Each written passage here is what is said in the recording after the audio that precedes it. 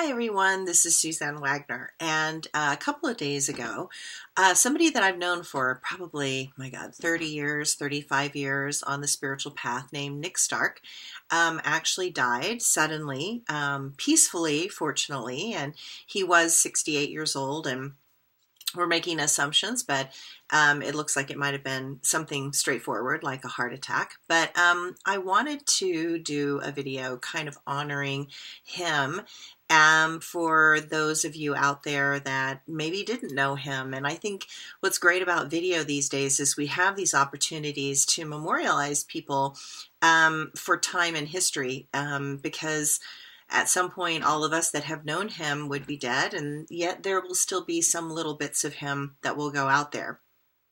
I wanted to start by just talking about that I met Nick, oh my God, like I said, 35 years ago. And when I met him, he was a wreck. So here is this person who clearly had tremendous karma in this lifetime. And a beautiful heart, a sincere heart. But it again shows us how that you can have terrible karmic circumstances that you walk in with that you have to work through in this lifetime. And you can still maintain sort of a beautiful innocence and purity while you try to slog, and I mean slog for him, slog through the damage and through the wounding and get to be able to reveal the purest expression of your essence in a lifetime. And I sometimes think that's really the goal, for all of us, is to cut through the crap and cut through the bullshit and cut through the ego and cut through the negativity that maybe we walked in to learn from, and find a way to get rid of all this stuff that doesn't even mean anything and see past it all. And where I'm grateful being a psychic is that I instantly tend to do that naturally, because to be able to read somebody, you can't read the facade. You can't read what's on the outside. You have to go past that. You have to go past the defenses of a person, past their childhood trauma, past their verbal inadequacies or their educational limitations. And you have to see deeply into a person. And Nick was one of those people. So I had him in front of me for a reading, and here was this beautiful soul bogged down in darkness. I mean, bogged down in suffering, trauma, childhood trauma, poor choices, heavy stuff that was being carried from other lifetimes into this lifetime. And yet there was some part of me that recognized him. And I'm sure everyone out there has that experience of a person at different times, that you see the dysfunction, you see who a person is, and some part of you just goes, I know this person, I know who's really in there. And you feel it's almost part of your agreement field, part of your karmic agreement field, to hold the truth of who they are in your consciousness at a high state, and also give them the tools and the steps that they need to work on in order to achieve the highest that they could in this lifetime. So Nick Stark was this person who had a great sense of humor, a crazy sense of humor, a wicked sense of humor. He spent a lot of time laughing at the insanity of life, laughing at the insanity that humanity makes as choices, laughing at himself. And what I appreciated about Nick was that, he didn't hold a punch, meaning that he would tell you the truth from his perspective. I mean, he would absolutely not try and make you comfortable. In fact, there was probably a little bit of pleasure in saying something that was off color and intentionally watching your reaction. And especially because he lived in Ogden, Utah, which has a very strong Mormon influence. People that push that edge and go into off color language, or more coarse language might trigger some people. And I understand his position in that, because I have many times done that myself, trying to get people off their high horse. I will try and use language that will startle them or wake them up or shock them or make them have to reevaluate their position in something. So, but he did it very much off the cuff. He did it. It was just part of his personality. He had a coarser, complicated personality. He had a tendency to see the darkness in people, and that was of great interest to him. Probably because he spent much of this lifetime to unravel the darkness in himself. And by understanding that within himself, he could see it in other people. And he was the classic example of you teach best what you most need to learn. And he needed to learn darkness. He needed to understand darkness. He needed to understand what he had done in past lives that had created the circumstances in this lifetime that he struggled with. And never was there a person more willing to be raw and real about that. I mean, most people, they're a little bit afraid to really take a look at their dysfunction. I mean, I think we want to present ourselves as being cool and wonderful and capable and smart and all this kind of stuff. And he basically kind of came from a lower level of social education, I'll say it like that, because he was an architect and he was a designer and he designed houses and, he was incredibly skilled and very, very capable, but his skills actually were less about that and more about trying to connect people to the lost parts of themselves, or the parts of themselves that they had denied or hidden or lied about. And he was incredibly curious about what somebody was hiding. Probably because he spent a lot of his lifetime hiding things about himself too. So again, we teach best what we most need to learn. So when he came in, here was this person who was carrying so much karma from so much suffering and so much conflict from so many lifetimes. And yet I could see that person inside of him. And I knew that that person was trying to get out. And I knew that he had bucket loads of work to do with people. And he had caused great suffering in other lifetimes. And I told him that. And his karmic balance in this lifetime was to actually correct that. So to basically go in and heal the people that he had harmed in other lifetimes. And you actually will find that as quite a common theme among healers.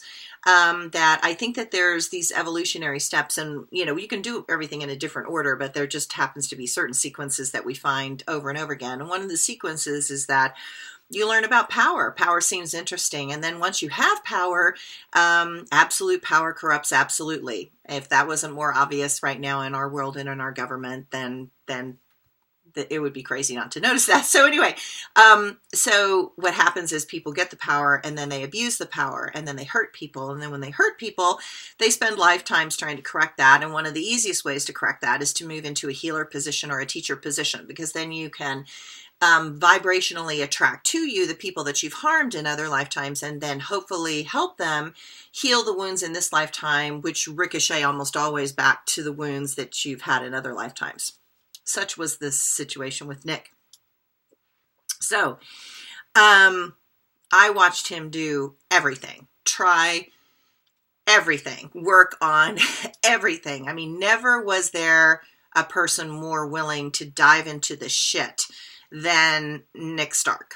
I mean, seriously, he was almost fearless. He was almost ruthless and relentless in that. He was going to leave no stone unturned in this lifetime. That was it. And so I watched him do everything from, having a terrible upbringing and a terrible childhood and terrible abuse and, doing terrible things in his younger life and being a sex addict and, being out of control and doing way too many drugs and not caring about other people's feelings, to suddenly awakening and suddenly recognizing that he did care and he cared a lot.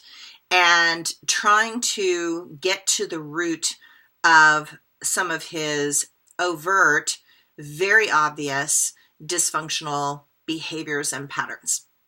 And there's something that is incredibly poignant about somebody who is absolutely, they just cannot not show you their worst self.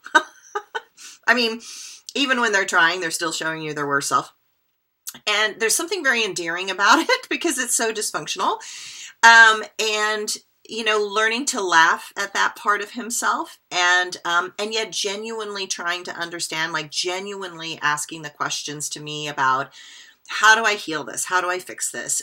What are the steps that I need to take? How do I need to correct all this in this lifetime? And he, you know, worked with shaman in Peru. He became a Peruvian shaman of the Quechua tradition.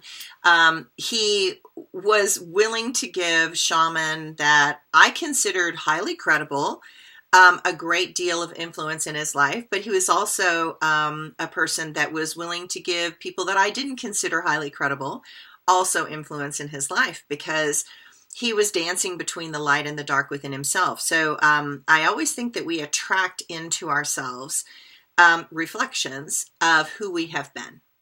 And so you have to let people kind of run their course, because they're going to attract in a teacher that is the reflection of who they were in a past life, which includes maybe not the best person in a past life. And yet they have to engage that. They have to deal with that. So there was a period of time for a few years that, you know, Nick and I together did some groups, and we took people down to Peru, and we went to Machu Picchu and Bolivia and up to the glaciers, and, you know, did incredible ceremonies and, you know, despachos and all this magical stuff. And while it was absolutely amazing and magical, there was also moments of tremendous dysfunction and challenge. And so trying to help him give his gift to other people, and trying to help him not put in the distortions that he had in his personality at the same time was a tricky game. It was definitely a tricky game, and he was incredibly willing. It's just that habits die hard. I think it's hard for us to kind of go, is that dysfunctional? Really? Did that bother that person? I'm like, yeah, that actually bothered the person. So he was this beautiful person that had such a sincere heart, and almost like a childlike innocence to blurting things out. And he didn't always care if it triggered somebody, because he was searching consistently for being his authentic self. And so like I said, the rawness and the realness of who he was beautiful. It was absolutely beautiful. And there was a cycle that we were in when we were down in Peru, that we did a project called Cows and Roofs for Kids. And what we noticed was that, you know, it was really hard for an orphanage. There was an orphanage for disabled children, retarded children. And they were having, these children their diet was not good. And so we realized that a lot of these children were left on the doorstep of the orphanage because the families realized that the child was retarded, and they didn't have the facilities to basically take care of that child, and much less the food. And they couldn't take care of a child that couldn't work in the fields or do different things like that. And so there was this orphanage that was outside of Cusco that we helped, and we brought money and contributed to. And one of the things we did was we tried to get a cow, a milk cow, for them, and they had the room for it. And so we went to all this trouble, and we had to ship this cow in from somewhere else in Peru, and it was a big expensive deal, and the cow had to go on the train, and it was a whole adventure unto itself. And we then got a year's worth of hay and straw for the cow, so that they would continue to have that for the kids, because we thought, you know, they have milk for the kids, and then they could sell the milk and all this kind of stuff. And this little adventure was our first foray into looking at things from an American viewpoint and not looking at things from a Peruvian viewpoint. And so a year later, we went back, only to find out that the moment we left, they killed the cow and sold the meat. and use the meat for the kids, but also use the money for the meat. And it's like their minds didn't understand that the milk was what was valuable. And so they're looking for immediate gratification rather than something long-term because you're in such desperate poverty. And we got that, but we were also contributing money into the system. And so we realized at that point we had to reevaluate how we were doing this because we were spending a lot of time and a lot of money to do something that they were ending up just killing the cow. And the cost of the money that they got for killing the cow didn't even cover the cost of getting the cow to them on the train.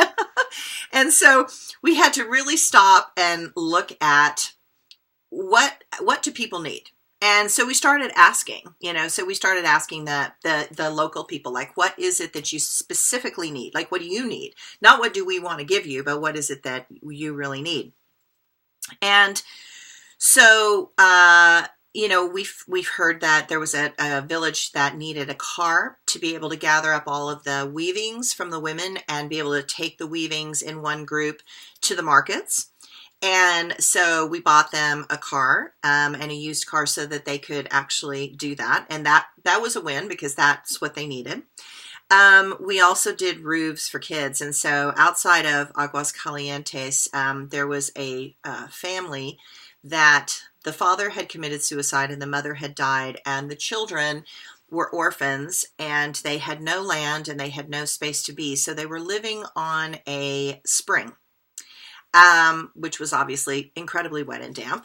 And that was the only place that was not taken or was not owned. And so we asked the shaman, whose name was Cucho, what we could do for them. And he said, well, what we need is we need tin for the roof. And so I can get the people in town to rearrange these rocks coming off the spring and channel the river, the spring, around the house and lay a platform, and we can get mud bricks and build them a house. So we need rebar and we need the tin because the tin is very expensive. So we did that for this family. And I think at the time the girl was like 11 years old. She was the oldest, and there was like an 8-year-old and a 6-year-old. I mean, it was a desperate situation. And this 11-year-old was trying to basically take care of her siblings. Okay. So we did this, and they put rebar through the mud to stabilize it because it's an earthquake zone, and we got the tin roof. And she was smart enough, the 11-year-old was smart enough that she got enough rebar so that she could do a second level. And so when we went back, I guess 3 years later, she had created a little hotel for the trainmen that came in. So she had gotten mattresses, and she got, so she and her siblings were living on the top floor, and on the lower floor they were renting out to the trainmen, and she was making money. She was actually making money. And it was an incredible experience that we realized, oh my God, we maybe screwed up with the cow thing, but we actually did really well with this particular thing, that we changed the course of this girl and her family's life. And so Nick would go back afterwards and see them, and they were always incredibly grateful to see him, and because he kept going to Peru with people even when I stopped going to Peru. So he was deeply committed to helping people. He was deeply committed to making a difference. He had this playful, generous heart. And yet he could go into the darkest places with people that most people would never go. So, he was not afraid of demonic possession or any of those things that I would just be like, yeah, it's like, this is not my domain. I'm just this light angel and angelic energy person. So, between, that energy of the light and the dark, he was that blend between the light and the dark because of all the suffering from his past lives, as well as the suffering in this life. And so, I watched him grow amazingly. I watched him get abused by certain shaman amazingly. And there was some, he was like, okay, yeah, it's like, Suzanne, I get it. You're right. It's like, I got to walk away from that one. But he also just would never quit trying to learn. And he was more willing to give anybody the benefit of the doubt. And if you made a big difference in his life, he was a ruthless friend. And, he was really committed to certain teachers that he felt really had a lot of integrity and commitment. And he would call them out if they failed at that, which, you know, one of my teachers always say that the teachers and the gurus and the shaman always fail in the lower chakras. They fail in power, which is third chakra, sex, which is second chakra, and money, which is first chakra. And I can tell you that every Peruvian shaman that I met failed in all three of those, or one or two of them. And so it's partially because they're in survival mode. But, you know, you can imagine that, you know, you suddenly are the shaman and all these beautiful American women start throwing themselves at you. You would fail at sex pretty easily. And you would, you know, start wanting to have sex with all these gorgeous American women. And that's one of the pitfalls of the teachers coming from third world places. And then they fail in power. So they basically want all the power and want all the control. And then they fail in the area of money. So they, you know, say, oh, if you just give me $30,000, I'll clear your karma for you, which, by the way, is impossible and nobody can actually do that. So only you can do that. So, but he was incredibly willing to give everyone the benefit of the doubt, to give everyone a shot, to believe that everyone had a gift or a tool or a skill. And he wanted to get those gifts, tools, and skills. I remember a time where we were in Peru, and there was just so much insanity happening on so many levels, and he was just laughing and laughing and laughing. And I'm just sitting there looking at it going, oh my God, you know, like this, this is so exhausting. And, you know, we were doing this and not really getting paid for it, by the way. So we were doing this out of the goodness of our heart. And, you know, and he just thought it was the funnest thing ever, you know, and I'm sitting there going, okay, I'm kind of like this. So, I remember him giving his beautiful home on, in Ogden Canyon on the river to a friend of mine to get married.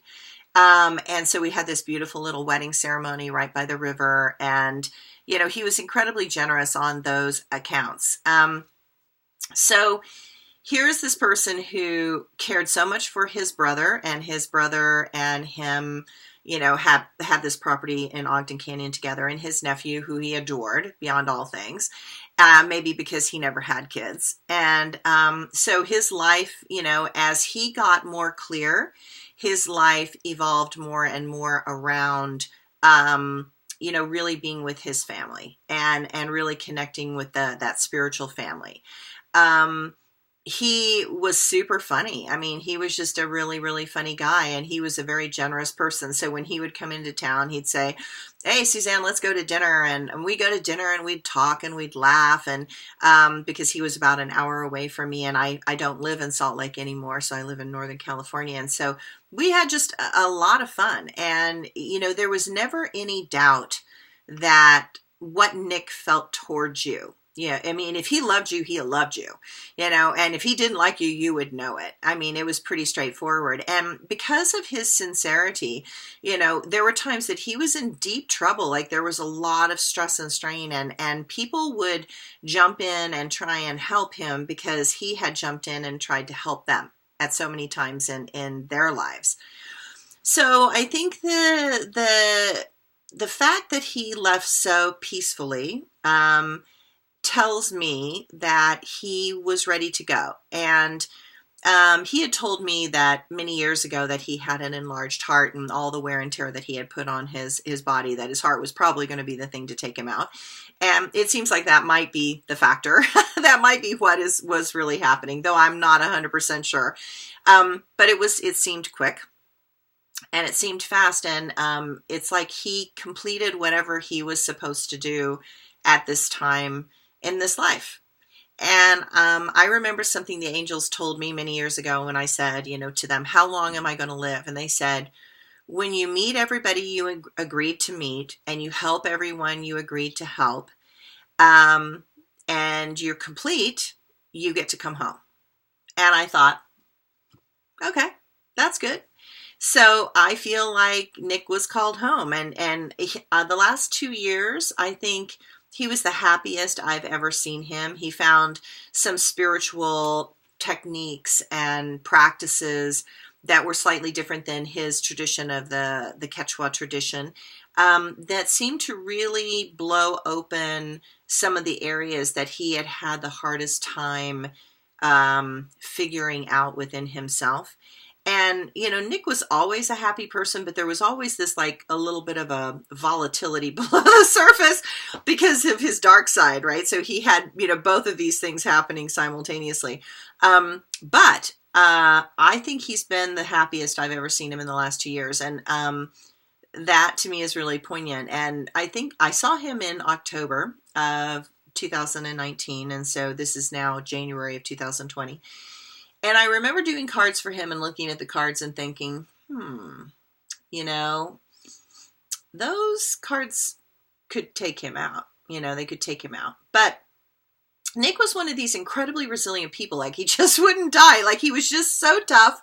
And he was so strong and he was so determined. And he was very attached to life. And he just wouldn't really go. And so I had even forgotten about him telling me about the heart thing many years ago until he died. And then I was like, you know, that's probably what that is. And so I wanted to do this video about him because I wanted to show that you can be your quirky, unique, different, unusual personality. And you can still make an enormous difference to people and in the world. And there's a lot of people that were not that fond of Nick, especially at the beginning of his shamanic journey. But he softened as he got older. And I think that's what happens when you do inner work. It's like you stop pushing and you start allowing and being. And when you accept yourself for who you are with all your little quirks and idiosyncrasies, then you can accept them in other people. And so he was good at that. I mean, he really tried very hard. And I feel like he made a tremendous difference in the world with a lot of people. And I think a lot of people are forever changed because of him, even if they saw him as an adversary or a person who was difficult. I think that he changed people. He challenged people. He confronted people. He was ruthless. He was relentless in the pursuit of truth. He was fearless in saying something just to piss you off, just to get you to move. Because some people, you know, lock down and they won't move and they won't do it. And he was really good at poking at things until something popped. So I send out a beautiful honoring to Mr. Nick Stark and the contributions that he has made into this world. And I hope that you see this video and you decide to be as strong and relentless and ruthless about your inner work as him. And recognize that there is a breakthrough point where you break through the shit and you break through the karma and there's just joy left, which is what I saw in him, was a lot of this joy that was just coming out of him. And he never stopped smiling in the last 2 years. And that to me is what a good life is. Connecting in a real way with people, helping them. And, you know, there's bucket loads of more stories about the things that he did in Peru for Peruvians and helping others and helping people. So, you know, I've just done a little tip of the iceberg here. But, Mr. Nick, thanks for being in my life. Thanks for being in this life. Thanks for helping so many people. And thank you for being my friend. And thank you for being so honest and sharing with me all the truths and all the awkwardness and all the dysfunction that you carried in this lifetime. And thank you for letting me witness the transcendence of the dysfunction into the love and joy that you really are. Okay, everybody. Thank you for listening. Bye.